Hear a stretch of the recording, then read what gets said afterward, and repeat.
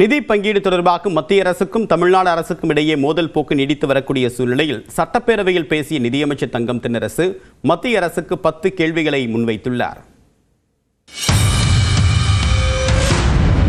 மத்தியில் ஆளும் பாஜக தலைமையிலான அரசுக்கும் மாநிலத்தில் ஆளும் திமுக அரசுக்கும் இடையே நிதி பங்கீடு தொடர்பாக மோதல் போக்கு நீடித்து வருகிறது. இந்த சூழலில் சட்டப்பேரவையில் 2025-26 ஆண்டின் கூடுதல் செலவுக்கான மானிய கோரிக்கைக்கு பதிலளித்து பேசிய நிதியமைச்சர் தங்கம் தென்னரசு மத்திய அரசுக்கு 10 கேள்விகளை முன்வைத்தார். அதன்படி மாநிலங்களை கலந்தாலோசிக்காமல் சுதந்திர தின விழாவில் அறிவிக்கப்பட்ட GST சீர்திருத்தம் மூலம் கூட்டாட்சி தத்துவம் என்பது வெற்று முழக்கம் என்பதை ஒப்புக்கொள்கிறீர்களா என வினவினார். கல்வி, சாலை வசதி, ரயில்வே திட்டங்கள் குறித்தும் கேள்விகளை முன்வைத்தார். புதிய கல்விக் கொள்கை வாயிலாக இந்தி திணிப்பை மீண்டும் கையில் எடுத்து பிஞ்சு குழந்தைகளின் கல்வியையும் ஆசிரியரின் வாழ்வாதாரத்தையும் சேர்த்திடும் ஒன்றிய அரசின் செயல் மாற்றாந்தாய் மனப்பான்மை இல்லையா? உத்தரப்பிரதேசம், மகாராஷ்டிரா, பீகார் போன்ற மாநிலங்களுக்கு பல்லாயிரம் கோடி ரூபாய் மதிப்பீட்டில் அதிவேக நெடுஞ்சாலை வழித்திட்டங்கள் அறிவிக்கப்பட்டிருக்கின்றன. ஆனால் தொடர்ந்து தமிழ்நாடு புறக்கணிக்கப்படுவதை பார்த்தால் வடக்கு வாழ்கிறது, தெற்கு தேய்கிறது என்ற கூற்றினை உறுதிப்படுத்தக்கூடிய வகையில் ஒன்றிய அரசு செயல்படுகிறதா?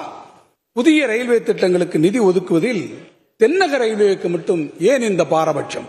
உத்தரப்பிரதேசம், குஜராத், மகாராஷ்டிராவில் பல நகரங்களில் மெட்ரோ ரயில் திட்டம் செயல்படுத்தும் போது கோவை, மதுரை மெட்ரோ திட்டங்களுக்கு அனுமதி தர ஏன் இவ்வளவு தாமதம் எனவும் தங்கம் தென்னரசு கேள்வி எழுப்பினார். வீடு கட்டும் திட்டங்களில் நகர்ப்புறத்தில் 90%, கிராமப்புறங்களில் 70% தமிழ்நாடு அரசு நிதி வழங்கும் பொழுது பிரதமரின் வீட்டு வசதி திட்டம் என பெயர் வைக்க உங்களுக்கு எப்படி மனம் வந்தது என்றும் காட்டமாக கேட்டார். 100 நாள் வேலை திட்டம், ஜல்ஜீவன் திட்டங்கள் குறித்தும் கேள்விகளை முன்வைத்தார். மகாத்மா காந்தி தேசிய ஊரக வேலைவாய்ப்பு திட்ட நிதி 975 கோடியை இன்னும் தர மறுக்கும் ஒன்றிய அரசு இந்த நடவடிக்கை மூலம் கிராமப்புற பொருளாதாரத்தை சிதைப்பதுதான் உங்களுடைய நோக்கமா? ஜல்ஜீவன் திட்டம் இன்று வறண்டு கிடக்கிறது. தமிழ்நாட்டிற்கு வந்து சேர வேண்டிய 3709 கோடி ரூபாய் இன்னும் நிதி வரவில்லை. ஏழை மக்களுக்கு தூய்மையான குடிநீர் வழங்க வேண்டிய ஒன்றிய அரசு அவர்களுக்கு தண்ணீருக்கு பதில் கண்ணீரை பரிசீலிப்பது முறையாக இருக்குமா? ஏழை குடும்பங்கள், முதியோர், மாற்றுத்திறனாளிகளின் உதவித்தொகைக்கான நிதியை குறைத்து புரியாத மொழியில் பெயரை மட்டும் நீட்டி முழக்கி வைப்பதுதான் உங்கள் சாதனையா எனவும் வினவினார். நாட்டின் மக்கள் தொகையில் 6.12% கொண்ட தமிழ்நாட்டிற்கு வெறும் 4% நிதி பகிர்வை மட்டும் வழங்குவது கூட்டாட்சி தத்துவத்திற்கு உகந்ததா எனவும் நிதியமைச்சர் தங்கம் தென்னரசு கேள்வி எழுப்பினார்.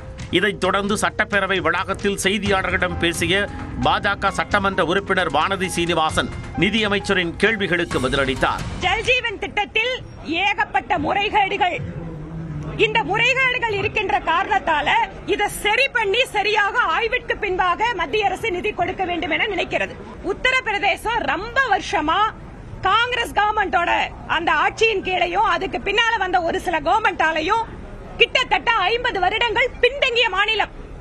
அதை எதுக்குங்க திராவிட மாடல் ப்ரோக்ரசிவ் ஸ்டேட், டெவலப்டு ஸ்டேட்டோட ஒப்பிடுறீங்க? எனக்கு புரியல. எந்த இடத்துல என்னென்ன ஒரு வரவின் கீழே இல்ல பிரிவின் கீழே எந்த தொகை நிக்குது அப்படிங்கிற டீடைலா கேக்குறாங்க.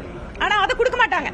19 இந்த கோடி வரல, 7% வரல, இதுதான் பதில் பேசிட்டு இருக்காங்க. அதையே தான் இன்னைக்கு அவர் பேசியிருக்காரு. நிதியமைச்சரின் பேச்சு தமிழ்நாடு அரசின் இயலாமையையும் மோடி அரசின் மீதான காழ்ப்புணர்ச்சியையுமே காட்டுவதாகவும் வானதி சீனிவாசன் விமர்சித்தார்.